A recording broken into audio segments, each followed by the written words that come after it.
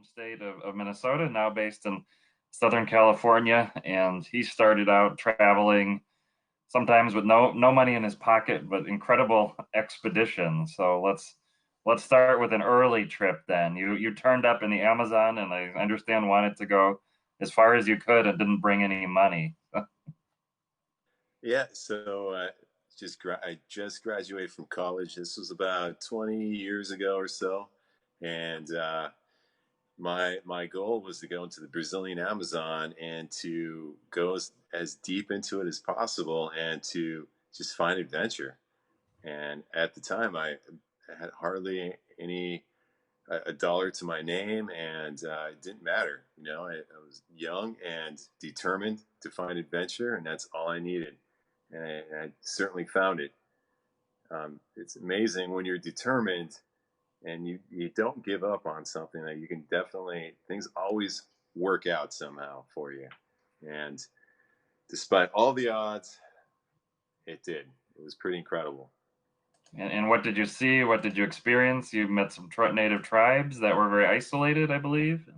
Yeah. So I went up. Well, I started out traveling from Belém up into um, Manaus by Mhm. riverboat.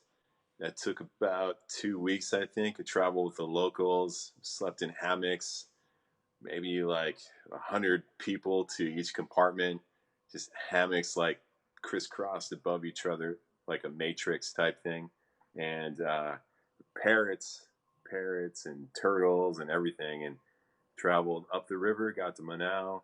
Then from there, I organized. I found a guide, a young Indian guide, and also somebody that spoke that could translate and speak Yanomami and Portuguese, and Hmm. found out food supplies. And then from there, we traveled on another riverboat and went up to São Gabriel, which was another week up the Rio Negro River.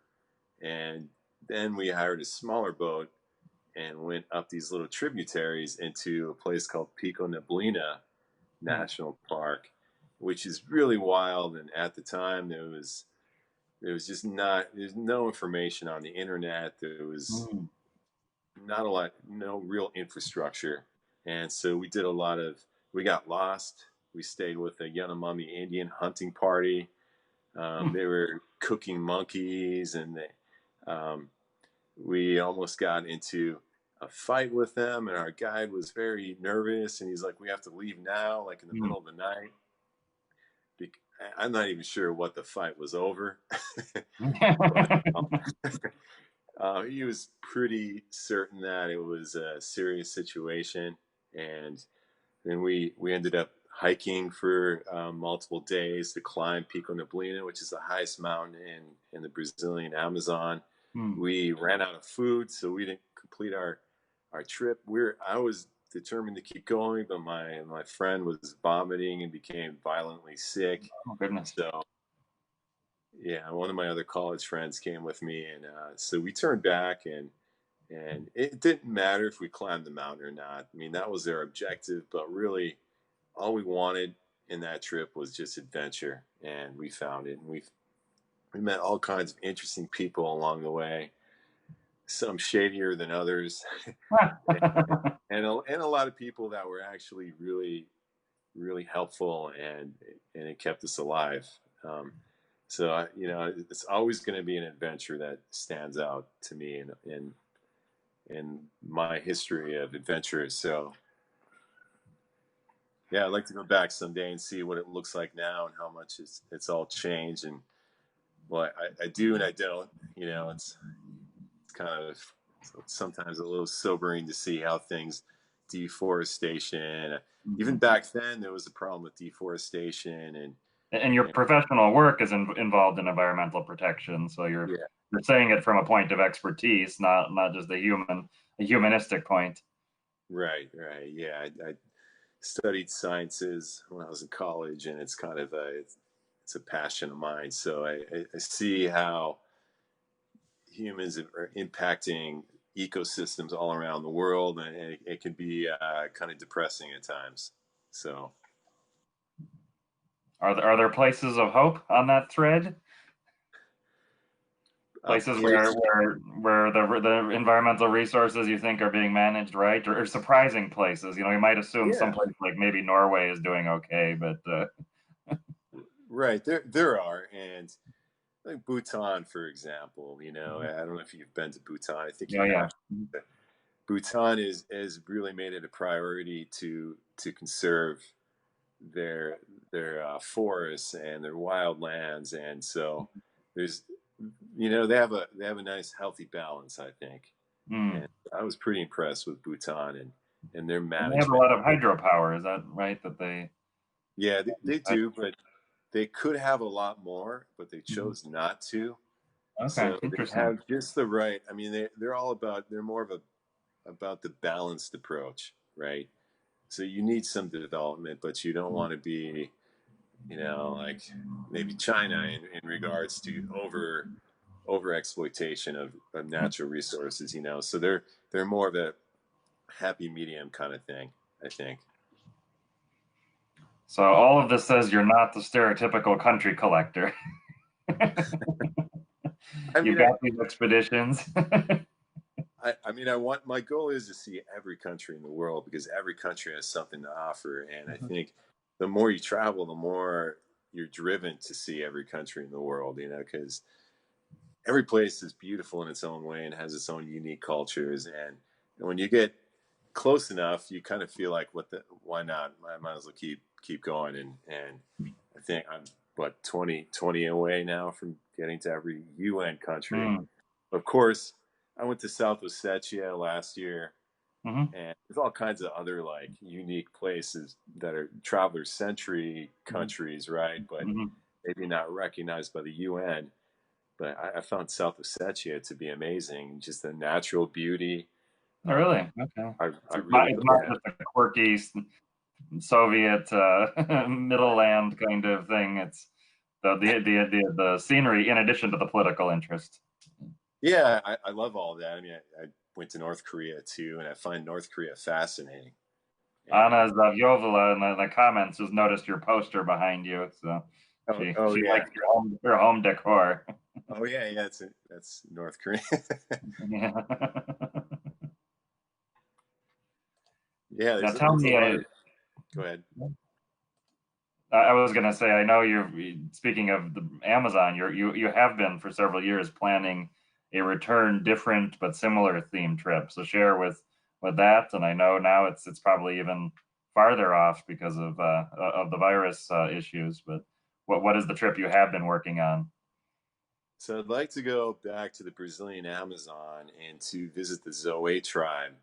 And I think there are a few members in this group that were actually going to go with me. We were going to share the cost of a float plane to fly maybe an hour into the northern reaches of Pará State Hmm. from Santarém, and we're we were going to go with a one of the government officials who knows where this tribe is located, and we were going to stay with them for a few days and just kind of learn about their culture. And this is a tribe this is a tribe that actually has asked the Brazilian government to allow visitors. They want visitors. They're not one of the. They're very traditional. They have very limited contact. But Hmm. unlike some of the other tribes that want no contact at all, this tribe actually wants contact. They're Okay. very friendly. But because of their isolation and the protections in place by the Brazilian government, um, up until recently, anyways, they outsiders have not been allowed to go into this area. And Okay. so I really want to go there and visit them while they're still very traditional. And actually, it's probably the top priority trip on my list right now. It's like my dream trip of trips going forward Hmm. into the future. And so I hope that it's going to happen probably in the next few years, but it's definitely delayed now because of the COVID outbreak, and we don't want to risk introducing that to them because it could Hmm. be devastating to them. So I imagine we're going to have to wait a few years at at the least to visit them now. Right. Well, I think we all wish that you will have that welcome and that opportunity. That's fascinating to know. And I think you're going to have a line of people messaging you saying when you just a rain check whenever you can make it possible, join in. So let's hop from a place that is not very cold to a place that's extremely cold, and tell me about your stay in the Arctic and wearing a reindeer suit to try to stay warm. Yeah, so maybe 6 years ago or so, one of my adventurer friends who I'd met online, we were sharing ideas for a few years. He had a website, and on his website, he's a Russian guy. He lives up in Moscow. He had some pictures of these teepee type structures in the snow, Mm-hmm. which brought me back to Native American teepees and Mm-hmm. to the Wild West and the Great Plains, and I'm like, where is this place? That looks amazing. And I Mm-hmm. saw pictures of people dressed up in reindeer fur, and I was intrigued by this place, and I didn't know anything about it. And I'm like, hey, I have to go there. Tell me, like, how do I get there? And he gave me instructions to go there, and I realized, I don't speak Russian. If I go there on my own in the middle of and I wanted to go there in the middle of the winter because that's when Mm-hmm. it's easiest to find them because they're Okay. closer. They're closer to the villages, and two, I'm a photographer, I guess, amateur photographer, and I think they're more like photogenic in the winter when they're dressed up in the Mm-hmm. reindeer fur clothing and in the snow. And I wanted to experience them in their element. I wanted to see how they adapted to the most like difficult temperatures and freezing cold environments. And so I thought, why not go in the winter? And a lot of times when you're planning a trip, you I always make this mistake. I fail to fully comprehend what the reality of it is going to be like. You plan trips from the comfort of your home, Sure. Yeah. and you're excited and the And you live in excitement, perfect weather, right? right? And you can't really, even though I grew up in Minnesota, like we talked about, right, where it's very cold in the winter, you still forget what it feels like to be in 40, 50 below zero temperatures until you're there. And you're Yeah. like, dear God, what am I thinking? Why did I come here? This is pure hell. And there's not like a shopping mall just to pop into to warm yourself up, or the Minneapolis Skyways to walk over the street Right, anymore. right, right. We set off at first with the nomads. They're nomadic people, and they travel up and down this peninsula with reindeer. And the peninsula is about 1,000 miles long, I think, and maybe 400 miles wide. And they go up and down all year long. And from this village, we set off in snowmobiles. Me and my friend were in the back of this sledge. It's a wooden sledge that they carve, and Mm-hmm. it's usually used to carry the children. The women and children will sit in the sledge, and also food and supplies, and then the men will drive the snowmobiles, and the reindeer will be usually off in the where the encampments are. But this is only for like supply runs, and they go to the village. And we sat in this sledge, and we set off in the middle of the night, and it was about 50 below zero. The wind was howling, and the Nennets that we were with at the time were already drinking vodka, and I knew like deep down inside it was a big mistake to go that night, and they insisted we had to go, and I up until this point I felt like it was a real privilege for us to go with them, and I felt like part of me was like, if we don't go with them, they might change their mind. Maybe they'll decide we shouldn't go with them. And so I decided against my better judgment to go because, sometimes your life is more important than the adventure, of course, right? But luckily it worked out. But I've never felt colder and more scared in my life. We traveled for 4 hours, I think, in that sledge. The wind just whipping us in the face, and actually Mm-hmm. they gave me a reindeer coat and a hood, but nothing for my legs. They told me that they had the leggings in the chum, and I could put them on when we get there. And they're Uh-huh. like, it's not far. It's not far. We'll be in the snow. We'll be fine. And well, it was far. And even though I was wearing snow pants, right? I was wearing my REI snow pants and I had long johns and everything underneath it. And I felt like this should be warm, but it wasn't. I was shaking violently and cold. And we we would stop every so often. And the Nennet guy that was driving, he's the father of this encampment of the family we were staying with. He would pull out a bottle of vodka and say, "We need to drink it, and then to stay warm." And through my friend who could speak, the Netta could speak Russian, and so my friend would speak Russian to him, and he would translate. And he's like, "If," and I told him, like, "I'm really worried. We should turn back because my legs are I can't feel my feet." And he's like, "No, no, it's too late. We're almost there. And if you want to save your legs, drink the vodka, and then we're gonna wrestle." And he's like, then we have to wrestle. That's how you stay warm." Oh And my. so we're doing shots straight out of this vodka bottle, and then we wrestle. Me and this net guy, we're sitting there wrestling. And at this point, it's just the whole thing felt crazy, very surreal, and Felt, I think it was. So and, to and interrupt quickly, Miles Walker's asking, what's the name of the nearest town so people that are listening can Google and see where in Russia you're talking about? Yarsale, Yarsale. That's the nearest village in the Nenetsky. It's up in a Russian state in the north. Hmm. To get there, you have to go to Salakard. Salakard. That's where you take the train 2 days from Moscow to get. I forget the name of the town. Mm-hmm. That's where the end of the.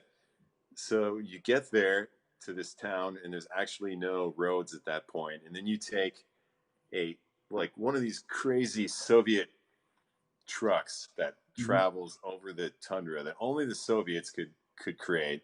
You don't see this type of vehicle anywhere else in the world, and you Hmm. travel 6 hours to Yarsale, Hmm. and then you get to Yarsale, which is a little tiny village. But there's a lot of natural gas mining that's going on up in the Okay. Yamal Peninsula. So that village has some natural gas workers and some industry infrastructure there. But there's a lot of relatives of the Nenets that live there too. So we stayed there with the relatives of the Nenet nomad family until the nomads came into town and they picked us up in their snowmobiles and we went off and stayed in their encampment for I think almost 10 days or 8 days or something like Hmm. that. Could have been 2 days or could have been a year. I don't know. It felt we did a whole lot of nothing. Like it actually kind of reminds me of now being in quarantine. Like Yeah, that's feeling you like get it. you go outside for like 20 minutes and you're like, okay, it's time to go back in. And but of course then it was just so freezing cold that you couldn't. They could stay outside all day, and usually the men would take off with the reindeer and go and take the reindeer to new pastures and everything like that. But uh, even with all, I mean, I felt warm with the reindeer fur clothing and everything when I was out there, but you still have to breathe in that cold air. And it was Hmm. painful. It was painful to breathe. And icicles are on my eyes and my inside my nose. And like, it just, that became unbearable. And so I couldn't stay outside for too long. I think you said you have to dry off to Yeah. Yeah. So mhm. you actually, it's weird because you perspire because your body is warm, Uh-huh. and so you're sweating underneath your reindeer fur. It's like a two-piece reindeer fur suit, Hmm. and it's very warm, and it's warmer than anything that you can wear that's synthetic out there. They Hmm. all the Nennets will tell you, if you're gonna wear something out here, wear our clothing. You know, this is the warmest, this is the only thing you can wear out here because it's Hmm. so cold, nothing else will work. But you have to, at the end of the day, if you they all take off their reindeer, I forget the name of it, there's a name for it. I'd have to brush up on all the names, Hmm. but they hang it up over a fire and they dry it out, because if you don't do that, the sweat will then freeze if you put it back on the next day, and that will lower your body temperature, and you could get hypothermia from that. Wow. Yeah, yeah, or you could. Yeah, there's definitely challenges to living in that environment out there for sure. But I was fascinated by them and how they lived and how they so bravely like endured that type of environment. They all told me like they all had stories about how they were traveling by snowmobile. They're out in the middle of nowhere and their snowmobile broke down or whatever, and then they're like, yeah, we just slept underneath the snow. We're fine. We just Oh, wait. Maybe there's a blizzard, and we just sleep under the snow to give us some insulation, and we're fine. As long as you don't succumb to fear. They all told me like your worst enemy in this type of environment is fear. As hmm. long as you keep your head on you, you'll be fine. You'll survive because we have warm clothing.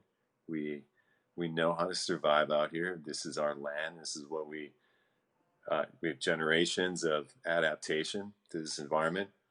We know how to live here, so we're not Well, afraid of it. you But wouldn't last an hour out there. I was I was terrified. I was terrified, and you and I in Minnesota, we know cold winters, and I thought I would do well in this environment because I'm from Minnesota. I'm a Viking, whatever. Yeah. I'm in cold weather. I'll be fine. But no, there were times where I was truly terrified, especially one night when a blizzard came and you couldn't see more than 5 feet outside of the tomb, and Oh wow. the sides of the tomb were flapping violently, and the Nettets that we were with, they kept leaving. That it was mostly the women, and they would go outside and they would dig like this little ditch around the tomb to keep the snow from piling up against the sides, because if that were to happen, we could we could potentially get crushed, I guess, because the snow would Mhm. just keep piling up. And so they're always outside, and they'd come back in and warm up, and they go back outside and keep digging, and they would check on the reindeer and make sure the reindeer were okay. And but they were fine. It's like they weren't afraid. I was scared because we were so isolated, hours and hours, 100 miles away from the nearest village. No, there's nobody there to help us, right? But for them, this is their life, and it's nothing. It's another day in their life. In paradise, yeah. Yeah, yeah. The the one maybe the one happy thing I would imagine that it's similar to like when ice fishing and these things in Minnesota that even very simple food to me tastes incredibly good in the cold. And so I don't imagine they had a very varied diet, but it probably every meal you got probably felt gourmet to have something. The food was not spectacular, that's for sure.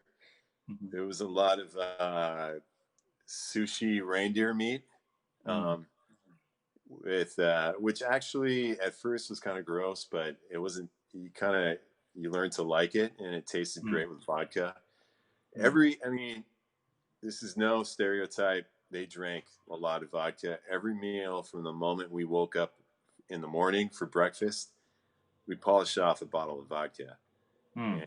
and even in between. And when I asked them, I'm like, why do you guys drink so much? And they're like, have you seen how cold it is outside? Like, I mean, all right, that's enough said. Okay, Yeah. well, I'm feeling chilly now. Yesterday in our EPS chat with Zach George, you started popping up with comments about different islands of Vanuatu, and I know there's a number of incredible ones, and I haven't visited them. I've only been on the main island. So run us through some of these islands and the highlights that you experienced. So there's the island I went to. I went to Porta Vila, the one that you mentioned, and then from there I went to Tana. I really wanted to go to Tana and visit one of the custom tribes, Mm-hmm.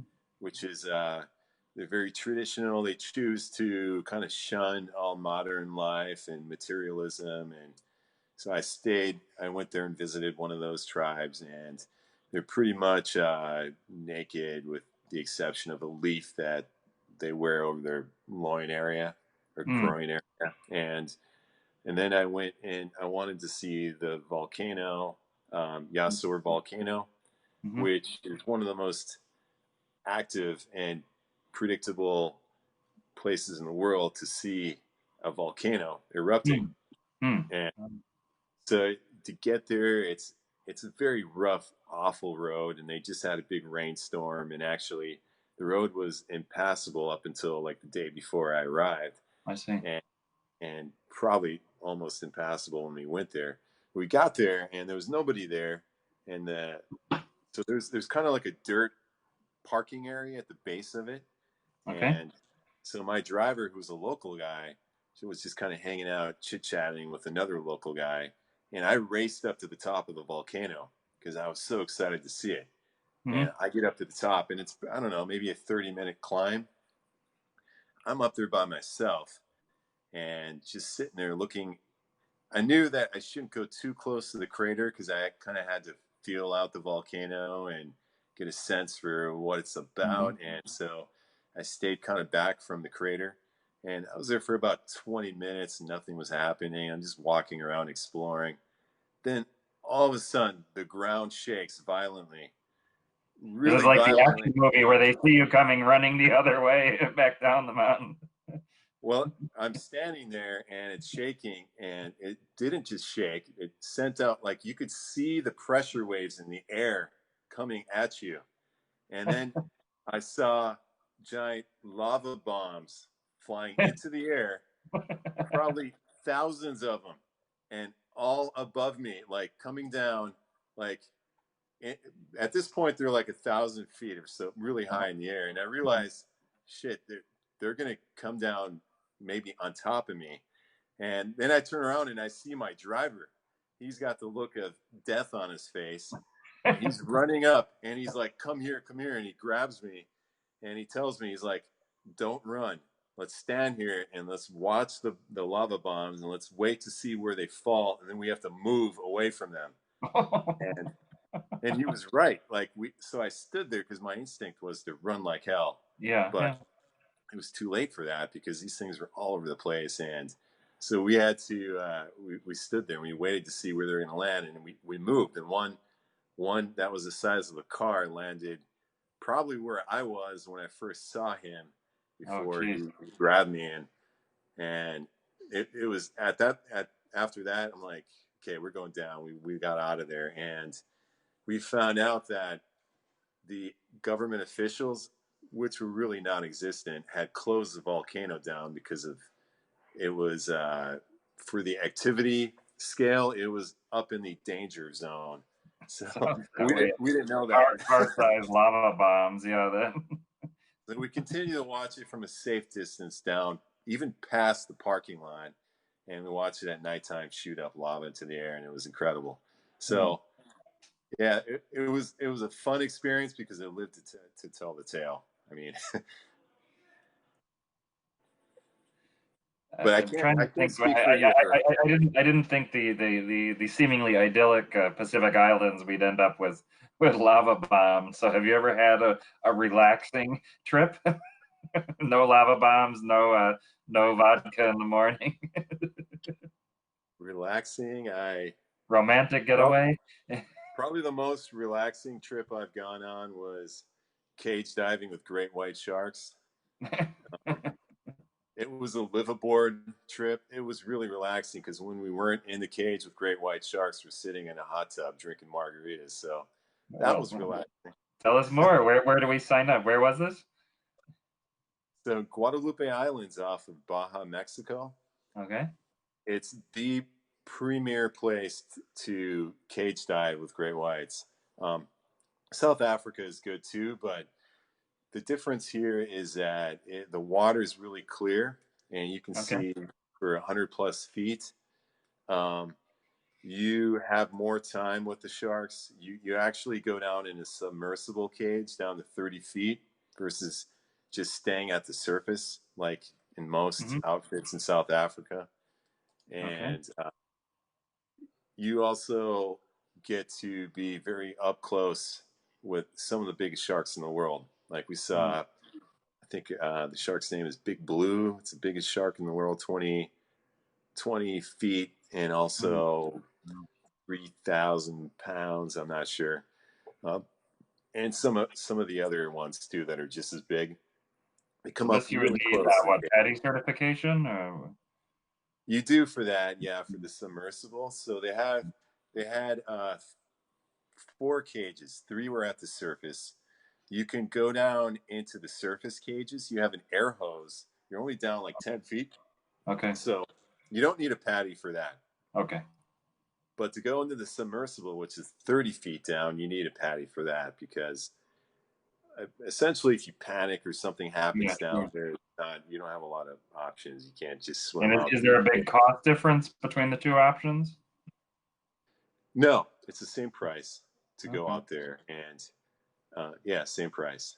You pay for the it's like it's a 5 day trip and you stay Okay. you basically anchor off of this island, Guadalupe Island. It's a protective reserve Okay. and it's got fur seals, it's got elephant seals, and Wow. you're only about 200 feet away from shore, but the water there, the ocean depth drops off to I think like 1,000 feet immediately, and that's why you Ah, have all these big sharks there because you got all the seals, you got the food, and it's really deep, and there's a lot of nutrients, and it's their mating grounds. They come there from all around the area, and they mate, and they is it feed. They seasonal? feed Are pretty you big. around? Nope, it's only from July until November, I think, but the Okay. peak is around October, November. I went there around the end of October because that's when the biggest sharks go. So Mm. I wanted to see the big, they call them the big mamas, the big female sharks. They're the big ones that are like 20 feet. They're gigantic, Mm. and it didn't disappoint. It was incredible. It's a great trip. It takes Compared to about other. a day to get there from San Diego. Okay. And then Well, 5 days after we aboard. You're traveled to looking at San a Diego, week commitment more or less. Yeah. you have to go to Ensenada, I should say. So you can go from San Diego to Ensenada, and then from Ensenada you hop on the boat, and then it takes about a day, and then the whole trip is about a week. Okay. Yeah, what's roughly the cost you would expect for that? What's the cost Yeah. for it? It was about 3,000, I think. Okay. Interesting. Yeah, it feeds you pretty well. It there were alcoholic drinks that were included too. It was a good deal, I thought, considering. That sounds like a fantastic experience. Are there other Yeah. experiences underwater that you would put in that league, or is this the top of the top that you've partaken in? So I also I like to swim with whales, and so I swam with whales in Tonga, and also I went to Dominica in the Caribbean last July Uh-huh. with my fiance, and I found this guy who's called the sperm whale whisperer. He's a Hmm. local guy. I think I found him in National Geographic. I don't know. I reached out to him and arranged for him to take us out on a boat. And at first, I didn't even know if it was actually possible. It seemed too good to be true. But he insisted, with a little bit of luck, we'd find some sperm whales. I don't know if you know they're the largest uh, carnivorous whales, Hmm. largest toothed whales, I guess. And they're freaking gigantic and really intimidating. Yeah, When I was they're little, huge. my grandfather would take me to the Natural History Museum in New York, and that sperm whale and giant squid exhibit was in many of my dreams. So I have some small idea. So we went like 50 feet out from the capital of Dominica, Rosalia. I can't remember the name, Rosalia or something like that. And he had this little makeshift device that he constructed, like a sonophone or something, where he claimed he could hear the whales, he could hear Mm. their calls. And at first, I'm like, I don't know, it seems like he's scamming us. Something doesn't Yeah. seem right about Yeah. this. Like, and he's like, I hear them, they're nearby. And I'm like, all right. And he keeps trying to get me to pay up front. I'm like, no, I'm not going to do it. Not till the end of the trip. And so I had my doubts. Then all of a sudden, we see the tails coming up. And he's like, jump in the ocean now. And let's go. They're right there. And I'm like, they're really there. My God. Yeah. And then, but they look tiny from the surface when you're looking at their tails, right? And we jump in. me and my fiance, who doesn't know how to swim, she's got a life jacket on, Okay. and then you see them underwater, and they're just enormous, just monsters. You can see their big eyes looking at you like these big cat eyes, and I'm like, I can't believe we're actually seeing these things. They're coming right at us. They're like submarines, these big bulbous like Yeah. heads. Yeah. Yeah. They're coming right at you, and there's no reason for them to move at all because they don't Hmm. have to, Yeah. right? But they do. They do at the last moment. I mean, we kind of swam to the side. We gave them their respectful distance, but still, they're only like 20 feet away, which seems like 5 feet away when you're in the ocean, right? That's, Yeah. but Yeah. they do. They separate and they go off in a different direction. And what they're doing out there is they're feeding on giant squid. The Hmm. waters in that area are 5,000 feet deep, something like that, Hmm. and rich with giant squid. And so we see them at the surface for a little while, and then they dive down and they feed in the dark ocean depths on giant squid. And then they come back up and they basically release all of their waste, and you see little pieces of squid, little Hmm. beaks floating in the water. Yeah, it's crazy. And you Yeah. said this was close to shore? It gets that deep that No, fast? no, Okay. this is like 50 miles or 100. Oh, It's oh, way I out thought there. you said Yeah. 50 feet. I misheard you. Yeah. No, no, no, no. Yeah. Like Yeah. 50 miles. No, it's not like Yeah. the sharks that are close. It's way Yeah. out there. Yeah. Yeah. And so it's kind of creepy because you're out there floating in the deep blue of the ocean. You're way out there, and That is all the intense. Yeah. tiger sharks You hear the guy shouting, "You should have paid me up front," as he starts motoring away. right, right. Yeah. Well, the boat captain's son, he was like 8 years old. He was in the water with us, so I kept him as insurance to make sure he Okay. didn't get off with us. So it's his first time, and he was all excited to go out there, and he wanted to probably take over the family business someday too. But we saw probably that day no less than 50 sperm whales all day Oh my long, God. constantly swimming with them. One time we were in a canyon. I mean, figure, figuratively, we were in a canyon of sperm whales. There was a family on one side of us and a family on the other side, and we're swimming in between. And it was incredible. And Hmm. I had a GoPro, and I didn't have my underwater camera at the time, so I just used my GoPro to video it, and I was blown away. It was probably one of the best underwater marine mammal, better than the great white sharks, I think, because these are really smart, intelligent creatures and huge. Hmm. It's, yeah, so I mean, those are the kinds of experiences that I kind of seek out, in I'm, different places I'm around the terrified, world. but I'd like to. I think that's one. I mean, I feel like such a wimp. When I went to Dominica, I just snorkeled offshore, and there's this one area where it's like the champagne bubbles or something, where there's these little bubbles that come out of the rocks. That's all I did when I was there. I had no idea this even existed. What an experience. Yeah. Yeah, the champagne bubbles are cool too, though. Oh yeah, sure. Yeah, make me feel better. Yeah.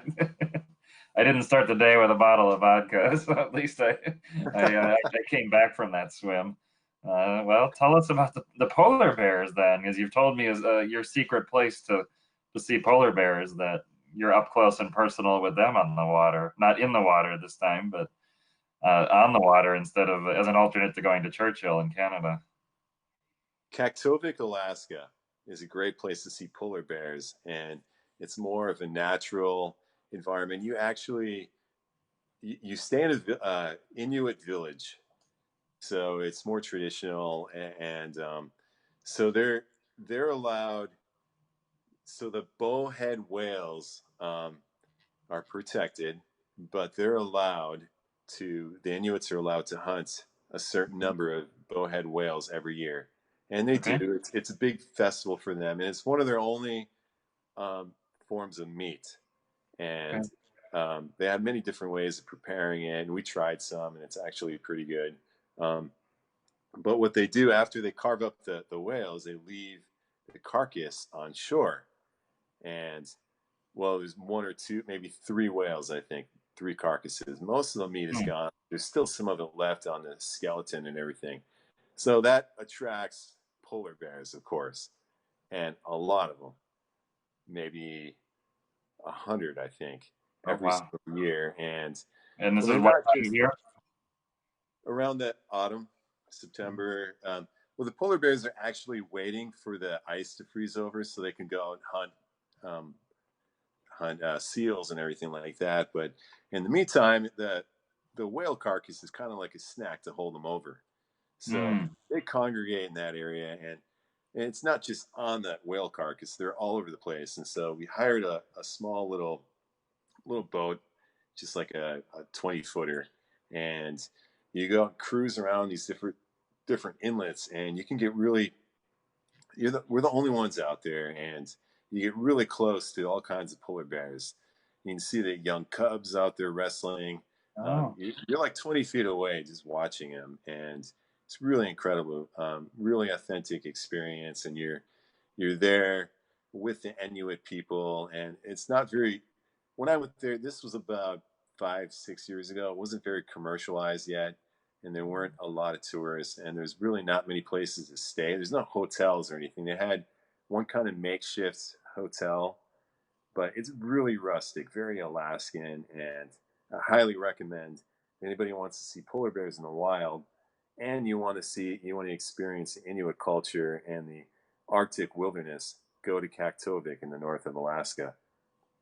And how would you reach Kaktovik? Through Bering, well, you got to fly into Fairbanks, and I'm trying to think of it. You got to fly north from there to. I don't have a map in front of me. Bering is an Prudhoe Bay, Prudhoe. and you connect from Prudhoe Bay into Kaktovik, and I think it's Raven Air. So you got to take Raven Air. They had Raven, right? Yeah. there was a great reality show on Raven Air pilots in Alaska. They have a lot of bush planes, and Mm-hmm. it's pretty interesting actually. Huh. And we, yeah, I have all kinds of stories about just flying into Kaktovik in that little bush plane and trying to escape. You can get stuck there for weeks because the cloud ceilings can be so low in the storm. You can have all kinds of storms coming in, blizzards any time of the year, any month of the year. So Hmm. you never know how long you're going to be there when you go there. But we were lucky; we got out of there in the nick of time.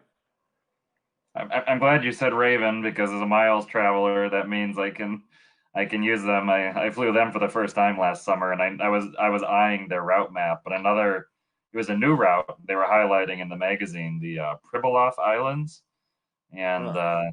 they it was a brand new route they started last summer, once a week, mainly for ecotourism, bird watching, and I think there was one local operator that would host people for a week. I don't even know if they're inhabited otherwise or that, but they're way the way the route map is drawn, it's just way out towards Russia and the ocean, and you see these islands. So that fascinated me. Your brother, he lives at and works at Denali National Park. Is that right? Yep. Yeah. My brother works in Denali National Park, and he's a bit of an Alaskan mountain man. Um, yeah, he spends a lot of his spare time, probably all of his spare time, just backpacking into the wilderness by himself. He, Hmm. he thinks of himself as like the grizzly bear whisperer, and he's way too comfortable with grizzly bears, I think. Now for Denali, as I understand, it's pretty constrained. I went there last year on the road lottery, but the rest of the time you go in by the buses. Are there many hiking or camping options, or is that limited to a guy like him that's working there? So with when I go with him, we've got the inside connection, so I'm not Mhm. really sure what it's like for everybody else Mhm. because he always makes sure that things happen. But I do know that you have to pay for the bus ticket, and they Mhm. tend to fill up quickly. Mhm. Probably it'll probably be wide open this year if the park ever opens this summer. Mhm. But yeah, you have to. I think it's a first come first serve kind of basis. You have to wait in line for a long time, and then from there you have to apply in advance for a wilderness camping permit, and they issue a limited amount of those permits for each zone of the park. And certain zones are more popular than others. The zones that we went into are at the base of Denali, peak, and they tend to have some of the most majestic scenery, glaciers, and Mm, highest concentration as well of grizzly bears. So it's actually kind of a popular zone. So it's hard to get a permit to go into there. I see. It doesn't mean you see a lot of people because you don't see anybody, but um, it's hard to get a permit. But it's incredible. You don't camp in a campground. You just hike. There's no trails. You just have a topo map, and then you just go and you cross rivers. You just find a place that you think looks suitable for camping, and you pitch your tent, and you keep a knife handy by your pillow, just in A case. knife attached to a bazooka, I would feel more comfortable. But Right. Charles Veely of Most Traveled People, he pointed out Pribilofs are inhabited and are a new MTP item. So he has duly recognized the Pribilofs as a destination, and I certainly hope to see them. And Riza Rasco asked about Coldfoot, Alaska, which looks like one of the ways that's on the map near Gates of the Arctic. Have you been that way? I have not. It's funny you said the gates of the Arctic because I'm thinking that I might do the gates of the Arctic this summer, and I would go through that area just because I'm not sure. I've always wanted to go to Gates of the Arctic, and I didn't know if I was going to do that necessarily this year, but I'm not sure Mm-hmm. how much of the world is going to open up this Mm-hmm. year. So maybe at the least I could potentially make it to Alaska again. And if so, I'm definitely going to do the Gates of the Arctic, which is really wild. And like Denali, you just get dropped off by a bush plane in this case, and you're on your own for a week, and with grizzly bears and wolves and yeah. So I haven't been there yet, but it's on my list. I just toyed around some very initial research a few months ago looking as Coldfoot is there is a road. It's on the Dalton Highway, yeah, as well as the airport, and it looks like you could. It may involve fording a river or something, but it looks like you could technically get to Gates of the Arctic on a driving trip without the bush plane. But I don't. It wouldn't necessarily. It wouldn't be the full on experience, and it Well, probably is foolish and dangerous. As I said, I just was just peeking at the map view, not seriously. there's like four different entry points, and I Yeah. think one of them. I think I looked at that too. You can get there by road, and I don't know if it really matters how you get there. It's so wild and remote that wherever you go up there, it's all going to seem the same, Hmm. and it's wilderness. The difference is that if you go through the road, you might see less wildlife because that wildlife is more prone to the pressures of hunting because they tend Hmm. to travel outside of the reserve where they can be hunted. Whereas if you go into the park by bush plane, then you're going to see larger herds of wild animals, more carnivores and everything because there's less pressure from hunting on them. They're Hmm. more protected. Yeah. Now let's go all the way down straight south in the state to Kodiak and the bears there. I know you've traveled there, and that's maybe a little more accessible. I don't know cost wise if it's more affordable than trips like Gates of the Arctic, but tell us about that area. The Kodiak is incredible, and I think what what I really love about Alaska is one of the things I wanted to do, which I did, is I hired a float plane, and I was a pilot too. I got my pilot's license, so flying bush planes has always had a great appeal to me, and also in Alaska, there's no better place to fly. Like if you are interested in piloting airplanes, Alaska is heaven. And Hmm. so I thought, no better place to do this than in Kodiak Island and to go and get dropped off and in the middle of the wilderness and then stay in one of those rustic national park type cabins for a week and just fish and just hike and observe the wildlife, the Kodiak bears. And so that's what me and my brother and one of my other buddies did. We brought a bunch of. We actually had some whale meat that the Inuits gave us from Kaktovik, and we took that with us, and it stayed fresh for a long time. Actually, and we ate that in the cabin, and it was really good with whiskey. Weirdly enough, and crackers and whale meat, and we just use that as our base, that cabin as our base to hike around the area, explore, and see the wildlife. And that you asked me about relaxing. That was relaxing. That Mm. was very relaxing. And we fished, but we didn't really need the fish because all the salmon had swam up river, and they're all like dying. Like it was Oh. Huh. sockeye salmon, and they were all like dying in the lake. There were literally thousands of them that are floating up along the shore. And so if you wanted a salmon, you didn't have to throw in a fishing line. You can just reach in and grab them with your hands. They were so Oh. abundant. Huh. Yeah. Oh, wow. Well, I think we've relaxed way too much. So let's hop on the Mauritania iron ore train and dial it back up in intensity levels. That trip, I saw you give a presentation at Traveler Century Club on.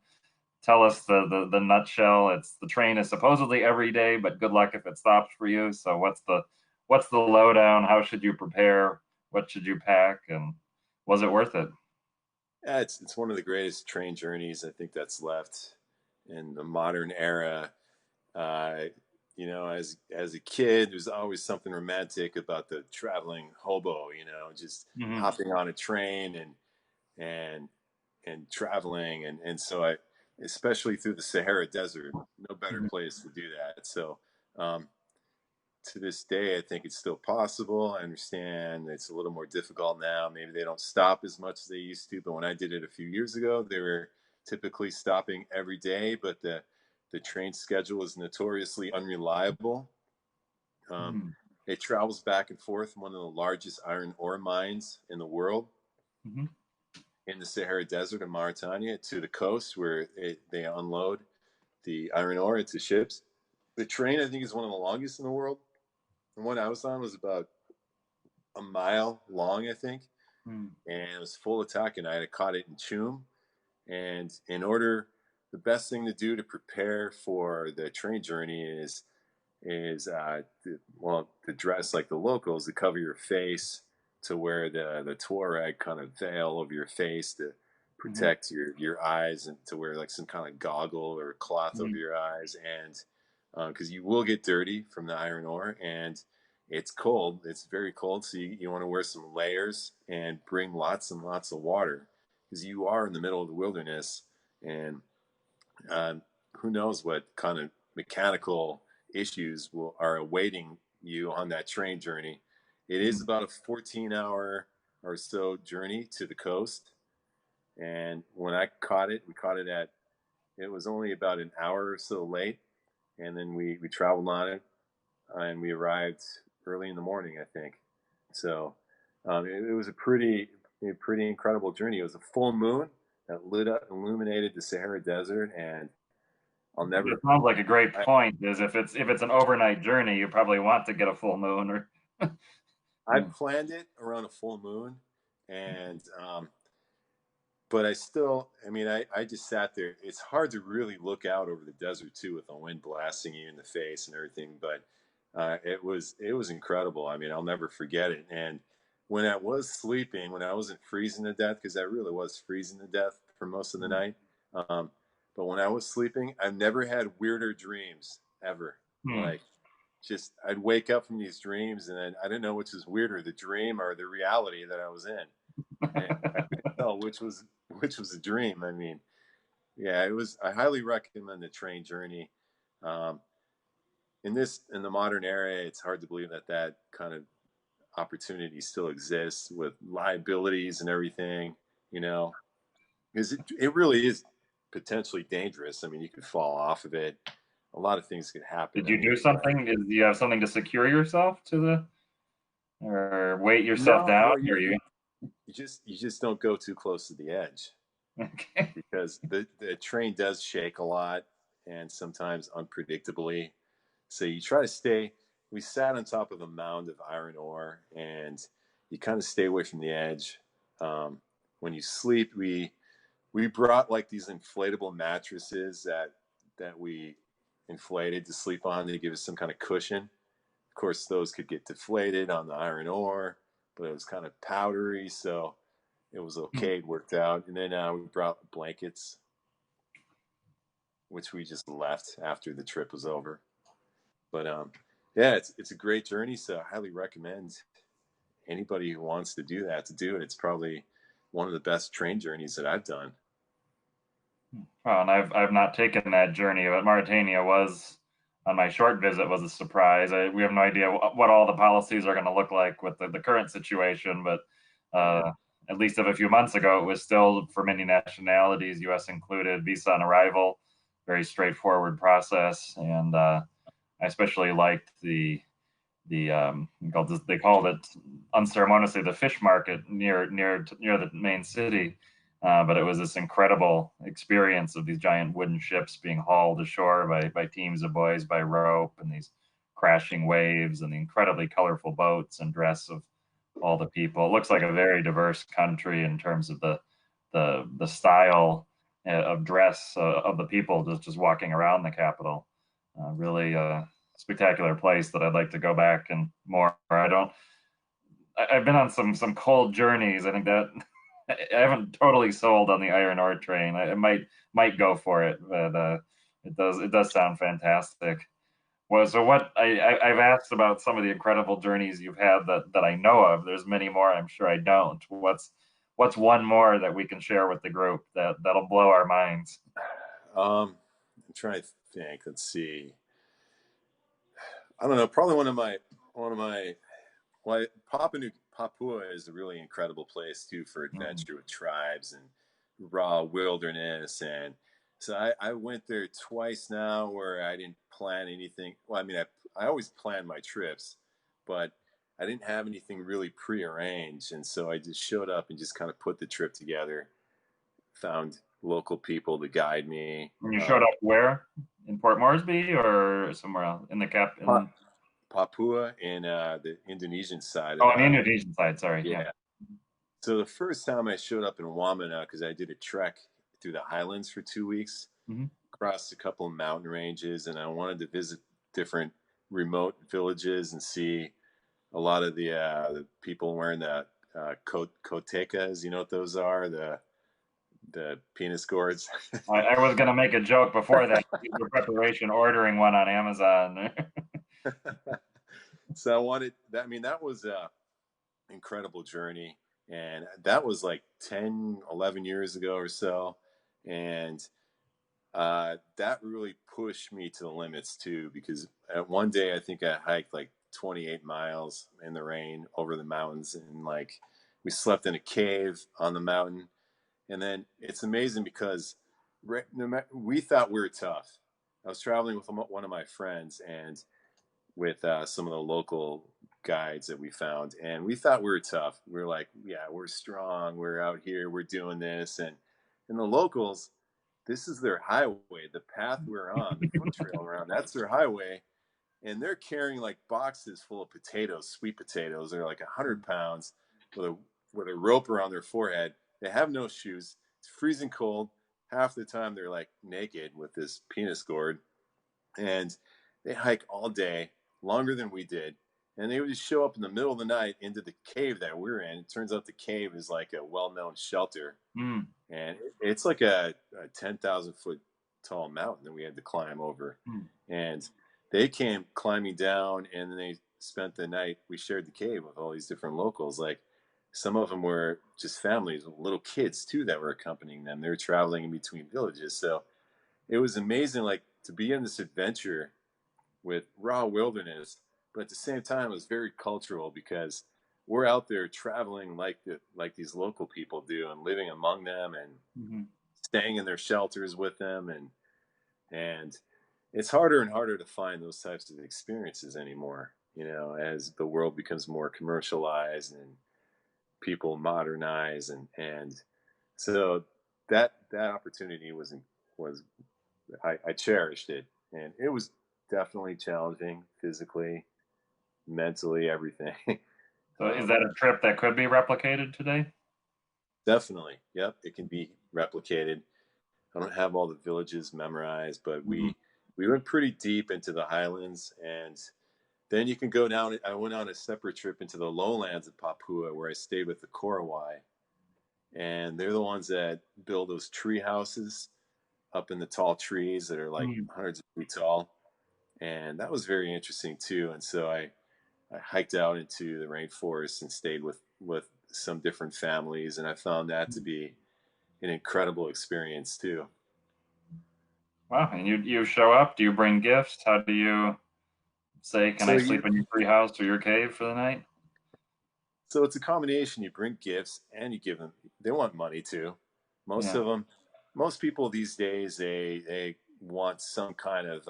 If you stay with them, they'll expect some money, but it's also it doesn't mean that you don't bring them gifts because um, you are even though you're paying them, you still are a guest, and it's just the right thing to do to give them some kind of a gift, and And in what return gift they really typically do appreciate you that. typically give?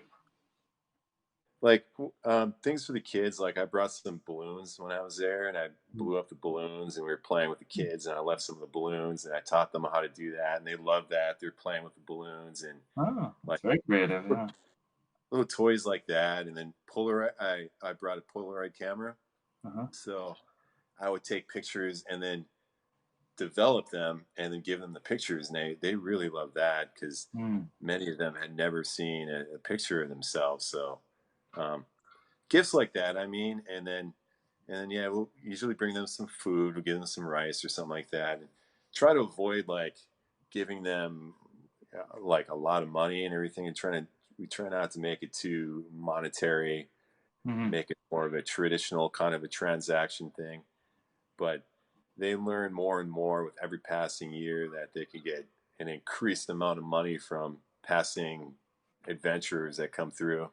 I So see. yeah, And I the imagine experience becomes more you're not commercialized. like having several donkeys with all your Louis Vuitton luggage and and that. So you're just taking a backpack. What do you have with you for these trips? A backpack, and I think we hired a couple porters from the local village to carry food. Hmm. And yeah, most of the time I just carry my own backpack. And if I mean, I can carry all the food that I need and in my pack. But yeah, I mean, that's pretty much it. I just keep a tent, small tent, backpacking tent, inflatable mattress, water purifier, like some kind of I just pack light, really light. What size backpack is that? Do you know the how many liters? 65, I believe, Five? something like that. It depends on the trip. Sometimes 40. I'll try to keep it as light as possible. So, so I don't Is there a know. I brand don't of have choice one of you those. have? You want to show us the backpack if you got it? Uh, I don't have it up here. It's in the Okay. garage. Yeah, What but brand? Is there a brand of? REI. It's an REI brand. Mhm. I've got like 6 different backpacks. I use different ones for different occasions, and I've got like a traveling backpack too. That's not ideal for like hiking through the wilderness, but it's good Uh, for just like traveling like in Europe or something like that. I don't know. Try to travel only with a carry-on. Like never check in a bag. Always carry that on. 65 liter, how do you, does it crumple down so you can get it into carry-on size or? Yeah. Yeah. I keep it small, rewash my clothes. I just find that my travels be much more hassle free if I'm only traveling with a carry-on. Mhm. No waiting in lines, no having to deal with lost luggage. It's cheaper. You don't have to pay for check-in baggage fees. Mhm. Um, yeah, just much faster to travel through airports that way. Yeah, one hobby I'm glad I don't have is surfing because I see those people at the airports and it's like this is you gotta have true love to be willing to check those boards. Yeah, yeah, no doubt. The golfers, the skiers, all of that stuff. It just the ski boot bag seems to be so big that I've taken on none of that. I used to be really good at packing light, and I find I don't know it's electronics or whatever. I'm not as light as I used to be packing, so I need to get back to that rigor and discipline. As it is a lot of fun that way. Yeah, I still have just a backpack, but it's just gotten too darn heavy, and might expand out. Some of our points travelers, I'm a points traveler. They said, "Oh, it's too bad there's no Hyatt in Papua." So it that means the points travelers won't be crowding you on that highway. But yeah, I'm fascinated with that idea of like you said, the kids, the grandparents on that, and I'm sure they're saying like, "Oh, it used to be so hard when we were kids to go on this, and you guys have it so easy, walking these 28 miles in freezing cold and 10,000 foot mountain and all that." That Yeah, is fantastic. All right. Well, I think we're gonna have to have you back because there's just story after story. But thank you for joining us this evening on the EPS Happy Hour. I think some people are maybe wanting to be your future travel partners, but terrified at the same time. So we'll see. We'll see who looks you up from the audience today. But again, thank you, Matt, for joining us. thanks, Steph, and have a good night. Take care, Thank you. everybody. Be safe.